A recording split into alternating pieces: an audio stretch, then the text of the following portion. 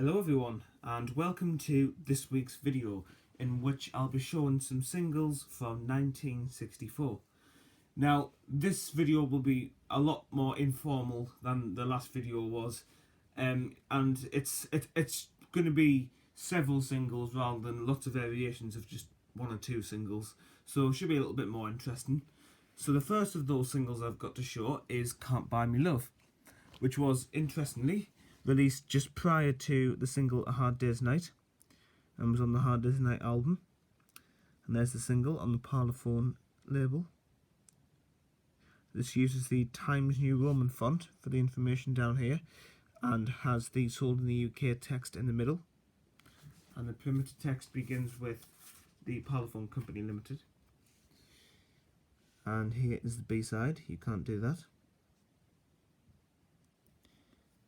Now, I only have one other version of Can't Buy Me Love, and I'll show you that in a second, but I'll just let you know of the way to tell the difference between the two variations. It's all to do with the Northern Songs NCB text up here. As you can see, the NCB is slightly to the left of the Northern Songs, so that the three lines are not sort of in line with each other.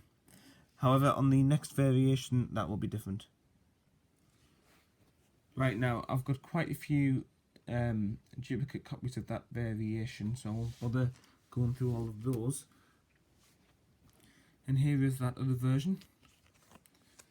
Now hopefully you'll be able to see that the text is now perfectly lined up, so that the NCB, the Northern and the songs are all nice and straight with each other. But otherwise the single's pretty much identical. Alright, now the next single is the title track from the film and album A Hard Day's Night, which is absolutely fantastic, as it says down there, from the film of the same name. And this also has the Parlophone Company Limited and the sold in the UK text. And it's backed with Things We Said Today. Interestingly, this single uses the sans serif font, whereas the previous single used Times New Roman, so clearly they just alternated between the two fonts at different periods of time. Now, I know I said I wasn't going to get into too many minor variations, but I'll just show you one here. So on this variation, the letter S at the end of songs lies directly underneath the letter E in Northern. Now, on the next variation, the S will be past the E and underneath the R in Northern. And here is the second version. So hopefully you can see how that has changed, but it's otherwise identical. And that pretty much wraps up A Hard Day's Night as well, to be honest, because all the copies I've got left are just duplicate copies of the variations I've already shown you. So we shall move on to I Feel Fine, another brilliant single, but then really all the Beatles singles are brilliant in my opinion. Now this very first version of I Feel Fine I have to show you is actually a Decca contract pressing. Now if you saw my previous video, you'll have seen one very much like this for I Want to Hold Your Hand, but this is one for I Feel Fine. And as you can see, on the push out centre here, it has kind of an inner circle in the push out, so that you kind of get almost like a ridge effect, if you like. So the pushed out centre is the giveaway that this is a Decca contract pressing, and it's gone back to using the Times New Roman font. And I Feel Fine is backed with She's a Woman, which is a very good B-side. Now this copy of I Feel Fine is a standard EMI pressing of it. I'll take it out of its cover so you can see it better.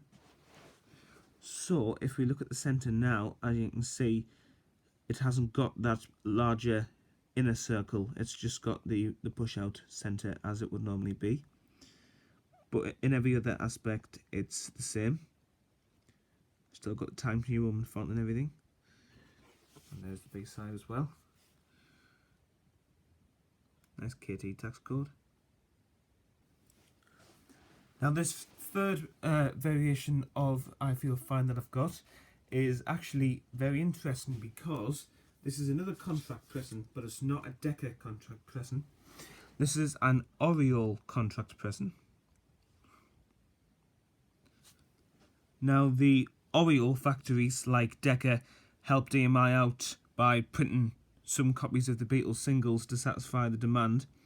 But the way you can tell that this is an Oriole pressing is by, again, the push-out centre.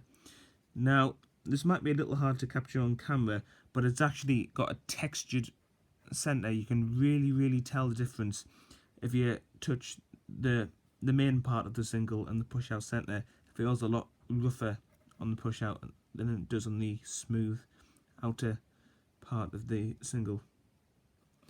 But other than that, it does look exactly the same. And there's the B side, which again has the textured middle.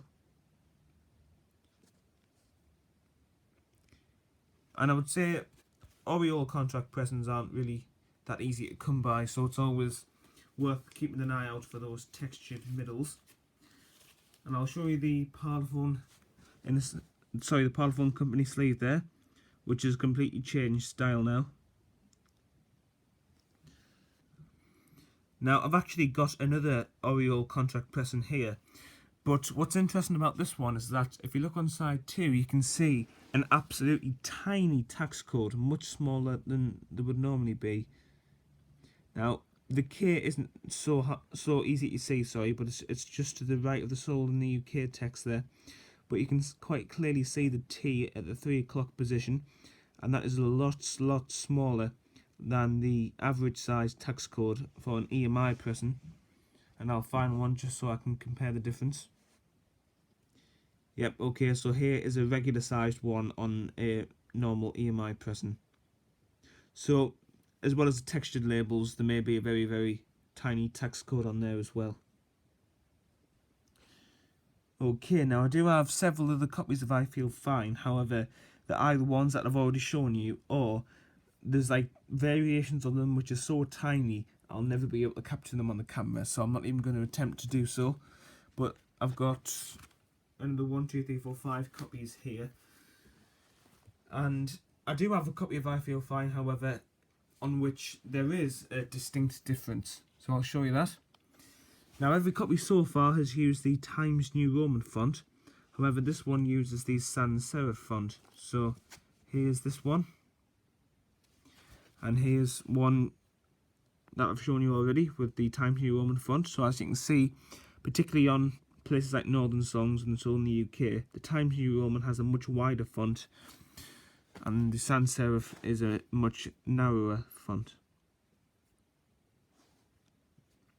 And what's interesting as well is that the layout of this label has changed pretty dramatically, because Recording First published in 1964 is now all the way down here, and the Northern Songs and the 7XCEs is down here, whereas this used to be up here and that would be up there somewhere. So I'll just quickly refer to the previous single. As you can see, all the information was around this area rather than down here. So that's definitely changed. However, the interesting thing is that the B-side actually uses the Times New Roman font. So this here must be like a crossover pressing, and presumably you'll be able to get singles where both labels have the sans serif font. But this single actually has one of each, which is quite interesting. Now the final single that I have to show in this video is very rare. Now, the single in question is If I Fell, which is backed with Tell Me Why. Now, what makes this single so rare is that this wasn't actually an official British release. It was an export single, which was exported to Europe, I believe. However, with it being obviously two great Beatles songs and the Beatles being so big, many record dealers in the UK kind of re-imported this, if you like, and sold it in their shops. And after a while, EMI caught on to what they were doing, and because EMI hate their records being sold for anything less than their official set prices, which is why the sold in the UK text is firmly stamped on all records from 1964 onwards, they pressed this single with the sold in the UK text so that it could be sold in England. However, it didn't even chart, this single, either with or without the sold in the UK. This never charted, which is what makes it so hard to get. But you can actually get the version without the sold in the UK, which is like the true export version, and with the sold in the UK, which are the ones that EMI made to be sold in the UK because these record dealers were re-importing them and were selling them in the shops. But it's remarkable, really, that even export singles were in such high demand in the UK at the time, at the height of Beatlemania. But anyway, these two songs came out in 1964, and again are off the Hard Day's Night album, obviously. So if you can get a copy of this, I would definitely recommend it.